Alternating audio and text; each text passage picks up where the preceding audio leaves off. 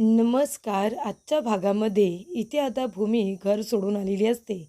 पण तिच्या बाबांना असं वाटत असतं की ती माहेरपणाला आलेली आहे. तेव्हा तिचे बाबा तिला घरात घेऊन येतात, पाणी वगैरे प्यायला देतात. पण भूमी खूपच जास्त गोंधळलेली असते. तेव्हा इथे माधव काका म्हणतात, "भूमी बाळा, काय झालं गं? तू एवढी गोंधळलेली का आहेस? हे बघ, तुझी बॅग इथे असू दे." तेव्हा नीलांबरी म्हणते, "अहो, ते सगळं ठीक आहे, पण एवढी मोठी बॅग घेऊन आली आहे, म्हणजे 8-10 दिवस राहायला आली आहेस का तू? पण एवढे दिवस कशाला आलीस? अगं, आता इथे आम्ही 3 माणसं राहतो. 3 माणसांची खायची मुसीबत आहे, तर तू त्याच्यामध्ये चौथी कुठे आलीस?" तेव्हा माधव काका म्हणतात, "अगं, असू दे नीलांबरी, माझी मुलगी आहे ती, माझी लाडकी लेक. आपण खातो ना, तसंच तीसुद्धा खाईल, हो की नाही? तिला काही इथे पंचपक्वान्न हवेत असं तर तिने तुला सांगितलेलं नाही आहे ना? माझी मुलगी माहेरपणाला आली आहे. तिला जितके दिवस इथे राहायचं आहे, तितके दिवस ती इथे राहील. तू तिला काही बोलायचं नाही, कळलं तुला? आणि आत्तापर्यंत ती हे घर सांभाळत होती, हे विसरू नकोस." तेव्हा इथे आता माधव काका म्हणत असतात की "हे बघ भूमी बाळा, हिच्या बोलण्याकडे तू अजिबात लक्ष देऊ नकोस. आणि नीलू, याच्यापुढे माझ्या मुलीला एक शब्दसुद्धा बोलू नकोस, कळलं तुला? मला माझ्या मुलीचं माहेरपण करू दे, तिचं मला औक्षण करू दे. तिने किती मोठी आनंदाची बातमी दिली, हे तू विसरली आहेस का?" आणि इथे माधव काका आता भूमीचं औक्षण करतात. तिला स्वतःच्या हाताने हळदी कुंकू लावतात. जे काम एका आईने, जे निलंबरीने करायला पाहिजे, ती आई न करता एक वडील आपल्या मुलीचं माहेरपण करत असतात. तिचं औक्षण करतात, तिला हळदी कुंकू लावतात. तेव्हा इथे आता ते म्हणत असतात की आता तोंड गोड करायचं. तिच्या तोंडामध्ये साखरेचे दाणे टाकतात आणि इथे आता निलांबरीला सुद्धा तिच्या तोंडामध्ये साखर भरवायला सांगतात. तेव्हा निलांबरी तिच्या हातामध्येच ती साखर देते, कारण तिला तिच्याबद्दल अजिबात प्रेम, भावना, ओढ ही जाणवतच नसते. त्याच्यानंतरला भूमीच्या डोळ्यामध्ये पाणी आलेलं असतं. माधव काका म्हणतात, "भूमी बाळा, काय गं? आईच्या हाताने तोंड गोड करायला गेलीस तर तिखट झालं की काय?" तेव्हा भूमी म्हणते, "नाही बाबा, असं काही नाही आहे." माधव काका म्हणतात, "मग डोळ्यात पाणी का आलं तुझ्या? तुला माहिती आहे का भूमी बाळा, अगं किती मोठी आनंदाची बातमी दिली आहेस तू आम्हाला. तू आई होणार आहेस, तर मी आजोबा होणार आहे, आजू, आणि ही आजी होणार आहे. तुला माहिती आहे, ही बातमी ऐकल्यानंतर मला किती जास्त आनंद झाला होता. अगं, हा आनंद फक्त तुझ्यामुळे आम्हाला मिळालेला आहे. तेव्हा भूमी बाळा, आता तू तुझी आणि फक्त होणाऱ्या बाळाची काळजी घ्यायची. एवढी मोठी आनंदाची बातमी, माझ्या मुलीला बाळ होणार आहे, मी आजोबा होणार आहे, मी त्याचे लाड करणार आहे, लाड. माझं तर प्रमोशन झालं, हो की नाही? आता मी बाबावरून आजोबा होणार आहे." तर इथे आकाशरावांना तर खूप जास्त आनंद झाला असेल ना. तुला कुठे ठेवू आणि कुठे नको, असं त्यांनी केलं असेल. तेव्हा इथे भूमी खूपच जास्त इमोशनल होते. आकाशबरोबर झालेला वाद तिने अजून माधव काकांना सांगितलेला नसतो. त्यानंतरला इथे आकाश आता बागेमध्ये येऊन उभा राहतो. भूमीने सोडलेलं घर, भूमीने केलेले त्या रागिणीवरती आरोप, त्याचबरोबर भूमी प्रेग्नेंट आहे ही कळलेली बातमी जेव्हा डॉक्टर आकाशला सांगतात की "मिस्टर आकाश, इथे भूमी आता प्रेग्नेंट आहेत, तुम्ही बाबा होणार आहात." तेव्हा तो झालेला इथे आकाशला आनंद आणि आकाशने भूमीची मागितलेली माफी तीसुद्धा कान पकडून आणि तो म्हणालेला असतो की "आता मी तुझ्यावरती कधी ओरडणार नाही, रागवणार नाही. तुझ्यावरती ओरडून मी बोलणार नाही," असं आकाश तिला म्हणालेला असतो. तेव्हा भूमीने आकाशला सांगितलेलं असतं की आई होणं हे जगातलं सगळं भारी फिलिंग आहे, जे आपण शब्दातून मांडू शकत नाही. ते खूपच जास्त भारी फिलिंग आहे. तेव्हा इथे मानसी येते आणि म्हणते, "भाऊजी, हे घ्या, पाणी घ्या तुम्हाला." तेव्हा इथे आकाश म्हणतो की "तुला कसं माहिती मानसी, की मला आता पाणी हवं होतं प्यायला?" तेव्हा मानसी म्हणते की "मला ताईने सांगितलं होतं, जेव्हा तुम्ही कुठला तरी विचार करता, जेव्हा तुम्ही कुठल्या तरी खूप टेन्शनमध्ये असता, तेव्हा तुमच्या घशाला कोरड पडते आणि तुम्हाला पाणी प्यावंसं वाटतं, पण तुम्ही कुणाकडे तरी पाणी मागण्याच्या सुद्धा मनस्थितीमध्ये नसता. तेव्हा ताई मला म्हणाली होती, जर मी कधी घरात नसेन, मी कुठे बाहेर गेली असेन आणि जर तुला आकाश असा कधी रेसलेस दिसला, टेन्शनमध्ये दिसला, तर त्याला जरा पाणी नेऊन देत जा, म्हणजे त्याला पाणी प्यायल्यानंतर बरं वाटेल." तेव्हा इथे मानसी म्हणत असते, "भाऊजी, बघितलंत ना, ताई किती छोट्या छोट्या गोष्टींचा विचार करते, छोट्या छोट्या गोष्टींची काळजी घेते, जीव ओवाळून टाकते सगळ्यांवरती. पण भाऊजी, तुमचं इथे मला म्हणणं अजिबात पटलेलं नाही आहे. म्हणजे मला मान्य आहे की ताई जे काही बोलली तुम्हाला पटलं नाही. पण ती जे काही बोलली त्याच्यावरती तुम्ही विश्वाससुद्धा नाही ठेवला ना. तुम्ही तिला एक संधी तरी द्यायला हवी होती. तिचं म्हणणं तरी ऐकून घ्यायला हवं होतं. तेव्हा इथे आकाश म्हणतो की मानसी, मी तिला संधी दिली होती. मी तिला म्हणालो होतो, तू इथे आईची माफी माग. तिने आईवरती किती आरोप केले तू बघितलंस ना. मी तिला म्हणालो की आईची माफी माग आणि इथेच राहा म्हणून. तिला मी घर सोडून जायला सांगितलं होतं का? नाही ना. पण तिने माझं काही ऐकलं नाही. तेव्हा इथे मानसी म्हणते, पण भाऊजी, तुम्ही तिला थांबवलंसुद्धा नाही. तुम्ही तिला थांबवायला हवं होतं ना. तुमचं इतकं प्रेम आहे तिच्यावरती आणि आता तर ती तुमच्या बाळाची आई होणार आहे. तिच्या पोटात बाळ असताना तुम्ही तिला जाऊच कसं दिलं? मला हे तुमचं अजिबात पटलेलं नाही आहे, असं मानसी आता आकाशला म्हणत असते. तेव्हा मानसी म्हणते, तुम्ही ताईला असं जाऊ द्याल, मला तुमच्याकडून ही अजिबात अपेक्षा नव्हती. तेव्हा इथे आता माधव काका म्हणत असतात की निलंबरी, तू जरा गप्प बस. माझ्या मुलीला तू सारखे प्रश्न विचारू नकोस आणि कधी जाशील कधी जाशील म्हणून विचारू नकोस.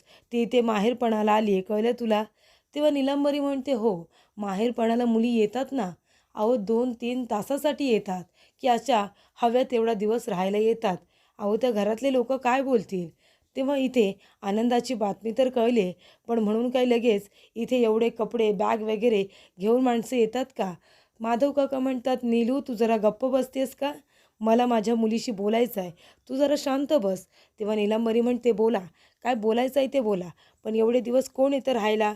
त्यानंतरला मानसी म्हणत असते, भाऊजी, हे बघा, तुम्ही ताईला थांबवलं असतं तर बरं झालं असतं. कदाचित तुमच्या सांगण्यावरून ती थांबलीसुद्धा असती, पण तुम्ही तिचं काहीसुद्धा ऐकून घेतलं नाही. तेव्हा आकाश म्हणतो, मानसी, अगं तिने आईवरती किती आरोप केले हे तू बघितलंस ना. स्वतःच्या डोळ्याने बघितलंस, ऐकलंस, मग तरीसुद्धा तू असं म्हणतेस की मी तिला अजून संधी द्यायला हवी होती. तरीसुद्धा मी संधी दिली, पण तिने आईवरती आरोप केले. मी तिला म्हणालो पुरावे दाखव म्हणून. तेव्हा मानसी म्हणते, भाऊजी, प्रत्येक गोष्ट पुरावे दाखवल्यानंतरच खरी असते असं असतं का? तेव्हा आकाश म्हणतो, म्हणजे मानसी, तुला काय म्हणायचं आहे? भूमी जे काही बोलत होती ते बरोबर होतं. म्हणजे आई खरोखर अशी वागली असेल का? तुलासुद्धा तेच वाटते? भूमीने जे आईवरती आरोप केलेत ते सगळे बरोबर आहेत का? तेव्हा मानसी म्हणते, काय बरोबर काय चूक मला हे म्हणायचंच नाही आहे. पण ताई जे काही बोलली तुम्ही एकदा तिचं म्हणणं ऐकून घ्यायला हवं होतं. तेव्हा इथे पौर्णिमा आता आकाश आणि मानसी यांचं बोलणं ऐकत असते. तेव्हा मानसी म्हणते, तुम्ही एकदा ताईचं म्हणणं तरी ऐकून घ्यायला हवं होतं ना. तुम्ही डिरेक्टली तिच्यावरती आरोप केलेत, तिच्याकडे पुरावे मागितलेत, ते नाही आहेत म्हणून ती घर सोडून गेली आणि तुम्ही तिला जाऊ दिलंत. मला तुमच्याकडून ही अपेक्षा नव्हती. निदान ताईसाठी नाही, पण बाळासाठी तरी तुम्ही तिला इथे मानाने थांबून घ्यायला हवं होतं. तिचं ऐकून घ्यायला हवं होतं. त्यानंतरला माधव काका म्हणतात, हे बघ भूमी बाळा, तू आता इथे आली आहेस ना, तू चांगले इथे जेवढे हवे तेवढे दिवस तू राहा. मी तर म्हणतोय ना, आकाशरावांनासुद्धा बोलावून घेतो. ते सुद्धा येतील तुझ्याबरोबर इथे राहायला. त्यांना आवडतं ना आपल्याकडे. तेव्हा भूमी म्हणते, नाही नको बाबा, त्याला नका फोन करू, तो कामात असेल. माधव काका म्हणतात, मग काय झालं, कामात असतील तर तसं मला सांगतील ना. पण आता तू आली आहेस ना, तुझ्याबरोबर थोडे दिवस ते सुद्धा इथे राहतील. थांब, मी बोलावतो त्यांना. तेव्हा भूमी म्हणते, नको बाबा, तुम्ही नका त्याला फोन करू. तो नाही बोलणार, तो नाही उचलणार. त्याचं आणि माझं भांडण झालं. तेव्हा माधव काका म्हणतात, नवरा बायको म्हणाल्यानंतर भांडणं तर होतातच गं. म्हणून काय आपण एकमेकांबरोबर कायमचे संबंध तोडायचे असतात का? थोड्या कालावधीसाठी तो राग रुसवा असतो, बाकी एवढंच. तेव्हा इथे भूमी म्हणते, नाही, मला असं वाटतं की हा राग रुसवा हा आता मिटणारा नाही आहे. तेव्हा नीलांबरी म्हणते, का त्या लोकांनी तुला घरातून हाकलून दिलं आहे ना, म्हणून आली आहेस ना इथे? असं काय बोललीस गं तू त्या लोकांना की त्यांनी तुला मिळून घरातून हाकलून दिलं आणि कशासाठी? तेव्हा इथे नीलांबरी म्हणत असती की आता मला पौर्णिमाचा मेसेज आला होता. हिने खूप जास्त काहीतरी आरोप केलेले आहेत आणि म्हणूनच हिला घरातून बाहेर हाकलून दिले. तेव्हा माधव काका म्हणतात, नीलांबरी, तू जरा गप्प बस. मला माझ्या मुलीशी बोलू दे आणि ती जोपर्यंत सांगत नाही ना खरं काय खोटं काय, मी कुणाच्याही बोलण्यावरती विश्वास ठेवणार नाही. माझी मुलगी जे सांगेल तेच मी ऐकेन. तेव्हा नीलांबरी म्हणते, अहो तुम्हाला कळतंय का, इथे आपल्या खाण्याची मुसीबत आहे, तर इथे हिला कुठे सांभाळायचं? आणि आता ही काय एकटी आहे का? अहो तिला बाळ होणार आहे, म्हणजे दोघांचं ओझं आपल्यालाच होणार आहे ना. आता इथे लहान मुलांचं खर्च किती असतात ते हिला माहिती आहे का? तेव्हा मोठ्या माणसापेक्षा लहान मुलांची खर्ची जास्त असतात. तेव्हा माधव काका म्हणतात, तू नको त्याची काळजी करू. अगं आत्तापर्यंत माझी लेक, माझी भूमी हे घर सांभाळत होती. विसरलीस का? तिच्या काळात तुला काही कमी पडलं नाही ना? आताही पडणार नाही. जे आपण खातो ना ते माझी भूमी खाईल. तेव्हा नीलंबरी म्हणते, बोला बोला, काय लेक सांगते ते ऐका आता. तिला का घरातून बाहेर हकलून दिलंय ना ते विचारा, नाहीतर एक काम कर जा, त्यांची माफी माग. तेव्हा भूमी म्हणते, मी कशाला माफी मागू त्या लोकांची? मी काही चुकीचं केलेलं नाही आहे. नीलांबरी म्हणते, हो का? काही चुकीचं केलेलं नाही आहेस तू, म्हणून त्या लोकांनी मिळून तुला घरातून हकलून दिले की काय? असं काय बोललेस तू तिथे? अगं एवढं चांगलं सासर शोधून दिलं तुला, तिथे छान राणीसारखी राहत होतीस, राज्य करत होतीस, आणि अचानक असं काय घडलं की तुला त्या सगळ्यांनी मिळून घरातून बाहेर हकलून दिलं? याचा अर्थ काही ना काहीतरी चुकीचं केलंच असशील ना, म्हणून तर तुला तिथे थांबून घेतलं नाही. प्रेग्नंट असूनसुद्धा तुला त्या घरातून कसं काय जाऊ दिलं? याचा अर्थ काहीतरी तुझी चूक आहे. तेव्हा इथे भूमी म्हणते, नाही बाबा, माझी काही चूक नाही आहे आणि त्या लोकांनी मला हकलून नाही दिले. मी स्वतःहून ते घर सोडलेलं आहे. तेव्हा माधव काका म्हणतात, काय स्वतःहून घर सोडलेस? म्हणजे नेमकं झालंय तरी काय भूमी? ह्या बाबाला सांगशील का? तेव्हा भूमी म्हणते की बाबा, आणि ती अगदी स्टार्टिंगपासून जेव्हापासून रागिणीने जेवणामध्ये काहीतरी मिक्स केलेलं असताना ती म्हणते की आजचा आईचा शेवटचा दिवस, आणि तेव्हापासून ते अगदी घर सोडेपर्यंतच्या दिवसापर्यंत जेवढं काही घडलेलं असतं ते सगळं ती आता माधव काकांना सांगते. इथे आकाश तिला म्हणतो की जर आईवरती आरोप केलेस तर पुरावे सादर कर, नाहीतर आईची माफी मागून इथेच राहा. तर इथे मानसी आता भूमीला फोन करत असते, पण भूमीचा फोन लागत नसतो. तेव्हा ती आपल्या मनामध्ये म्हणते की ताई, तू इथे नाही आहेस ना, तुझ्याशिवाय हे घर घर नाही आहे गं. आणि ते आता स्वयंपाक करायला लागणार. तेवढ्यातच तिथे अथर्व येतो आणि म्हणत असतो की मनू, हे सगळं काय आहे? काय म्हणालीस तू आकाशला? तेव्हा मानसी म्हणते, काय म्हणाले मी? तेव्हा अथर्व म्हणतो, तू असं म्हणालीस की ताईला एक संधी द्यायला हवी होती, ताईचं म्हणणं ऐकून घ्यायला हवं होतं. म्हणजे तुला काय म्हणायचं आहे? माझी आई जे काही बोलते ते सगळं खोटं, आणि भूमिताईने तिच्यावरती केलेले आरोप हे सगळे खरे, असं म्हणायचं आहे तुला?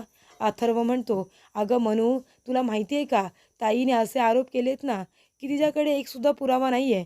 मग जर पुरावे नाही आहेत तर मग तिने एवढे मोठे गंभीर आरोप करायचेच कशाला?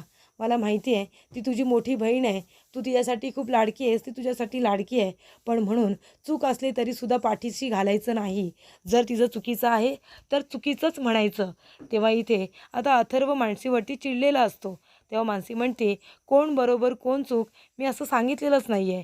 मी फक्त भाऊजींना एवढंच म्हणाले की ताई प्रेग्नेंट आहे आणि ताईला इथे थांबून घ्यायला हवं होतं. तेव्हा इथे आता रागिनी आणि पौर्णिमा त्यांचं बोलणं चोरून ऐकत असतात. अथर्व खूपच जास्त चिडलेला असतो मानसीवरती. तेव्हा रागिनी म्हणते, बघितलंस ना पौर्णिमा, बरं झालं तू तिचं आणि आकाशचं बोलणं ऐकलंस आणि मला येऊन सांगितलंस. तुम्हाला येऊन सांगितलंस आणि अथर्वला मी पिन मारला, त्याला खूप जास्त भडकवलं, आणि आता बघितलंस ना परिणाम काय झाला? मानसीवरती तो चिडला, रागवला, ओरडला, हो की नाही? चांगली खरडपट्टी घेतली तिची. त्यानंतरला रागिनी म्हणते, काही झालं ना पौर्णिमा, तरीसुद्धा मानसीला आपलं खरं रूप कळता कामा नये, आणि आता जर ती आपल्या विरोधात जाऊन काही बोलली तर तिला अथर्व जे काही बोललाय ना ते आठवेल. तिची अवस्थासुद्धा तीच होईल जी भूमीची झालेली आहे. त्यानंतरला नीलांबरी म्हणत असते की हिला घरातून बाहेर काढून दिले, तू इथे घर सोडून आलीस. अगं पण कशासाठी? आता तू आई होणार आहेस ना, मग आता आमचीच मुसीबत आहे खाण्यापिण्याची, तुझे चोचले कुठून पुरवायचे? बरं ते सगळं जाऊ दे, आता बाळ जन्माला आल्यानंतर हे ओझं आमच्या इथेच राहणार आहे ना. मग आता लहान मुलांचे खर्च मोठ्या माणसांपेक्षा जास्त असतात, मग ते आता एवढे खर्च कोण करणार आहे सांग ना तू? अगं बाई, चांगलं चुंगलं शोधून दिलं होतं सासर, तुला तिथे नीट राहता आलं नाही का? अतिशहाणपणा करायची गरज काय होती? चांगलं होतं तर ते सगळं सोडून इथे आलीस. तुझं सासर श्रीमंत आहे, तुझं माहेर गरीब आहे, हे माहिती आहे ना तुला, तरीसुद्धा हा असा निर्णय घेतलास तू. आत्ताच्या आता तिथे जा आणि त्या लोकांची माफी माग जा. तेव्हा भूमी म्हणते, माफी मागायची नाही आहे म्हणून तर इथे आली आहे. तेव्हा नीलांबरी म्हणते, अगं कसला माझा आहे एवढा तुला? कसला माझा आहे? रागिनी ताईंवरती एवढे आरोप केलेस, मग आता जाऊन त्यांची माफी मागायला नको का? आकाशराव तरी काय करतील? त्यांनीसुद्धा बरोबरच केलं. भूमी म्हणते, बाबा, मी काही चुकीचं केलेलं नाही आहे, जे काही घडलं आहे ते सगळं मी खरं खरं सांगितलं आहे, मग मी तिथे का राहू? त्या लोकांचा जर माझ्यावरती विश्वासच नाही आहे तर मग पुरावे गोळा करेन तेव्हाच तिथे जाईन ना मी. नीलांबरी म्हणते, अगं कशाला कशाला नसतं शहाणपणा करतेस. रागिणीताई असं करतील मला वाटतच नाही आहे. म्हणून तुला म्हणते ना, जा त्यांची माफी माग आणि पुन्हा इथे येऊ नको. बॅग भरलेलीच आहे, ती घ्या आणि जा. तेव्हा माधव काका म्हणतात, नीलांबरी गप्प बस, मला माझ्या मुलीशी बोलू दे, मला ऐकू दे तिला काय म्हणायचं आहे ते. तू जरा गप्प बस आणि आतमध्ये जा बरं. हे माझ्या मुलीचं घर आहे, तिला हवं तेव्हा ती इथे येऊ शकते, हवे तेवढे दिवस ती इथे राहू शकते. तेव्हा नीलांबरी आता गप्प बसते, रागवून तिथून निघून जाते. तेव्हा नीलांबरी आता खूप चिडलेली असते, कारण भूमी घर सोडून आलेली असते. ती म्हणत असते की हिच्यामुळे जर आपल्या 2 मुलींनासुद्धा त्या लोकांनी घरातून बाहेर हाकलून दिलं तर काय करायचं आपण, सांगा बरं तुम्ही. तेव्हा इथे भूमीला खूपच जास्त त्या गोष्टीचं आता वाईट वाटतं. तर पुढील भागामध्ये आपण बघूया, इथे आकाश आता रूममध्ये अंधार करून बसलेला असतो आणि मोबाईलमध्ये भूमीचा आणि त्याचा जो सेल्फी काढलेला असतो तो बघत असतो. तर इथे क्लिनिकमधून आता आकाशला फोन गेलेला असतो आणि रिसेप्शनिस्ट म्हणत असते की सर, आज भूमी महाजन यांची अपॉइंटमेंट आहे आमच्या इथे, त्यांना चेकअपसाठी तुम्ही घेऊन येणार आहात ना, त्यासाठी आम्ही तुम्हाला कॉल केला आहे. तुम्ही तुमच्या वाईफला घेऊन येणार ना सर. तेव्हा इथे आकाशला काय बोलावं काही कळत नाही. तर भूमी आता मानसीला म्हणत असते की मानसी बघ ना, म्हणजे आता मी क्लिनिकला चालले चेकअपसाठी. बाळाच्या बाबतीत जे काही निर्णय घ्यायचे होते ते मी आणि आकाश आम्ही दोघंजणं मिळून घेणार होतो. पण आता बघ ना, आकाश माझ्याबरोबर नाही आहे आणि मला आता क्लिनिकला एकटीला जावं लागतंय. तेव्हा भूमी म्हणते, मानसी, बाळाच्या रिलेटेड जे काही निर्णय घ्यायचे होते ते आम्ही दोघेही सोबत घेणार होतो. तेव्हा आकाश माझ्याबरोबर असता तर आम्ही दोघेजणं गेलो असतो. तेव्हा इथे आकाश आपल्या मनामध्ये म्हणतो की भूमीला चेकअपला घेऊन जायचं होतं. भूमी जाईल का एकटी? नाहीतर इथे प्रश्न बाळाचा आणि तिच्या तब्येतीचा आहे. भूमीला क्लिनिकमध्ये घेऊन जाणंसुद्धा खूप जास्त गरजेचं आहे. तर इथे भूमीने आकाशची आठवण काढलेली असते आणि आकाशने भूमीची आठवण ही काढलेली असते.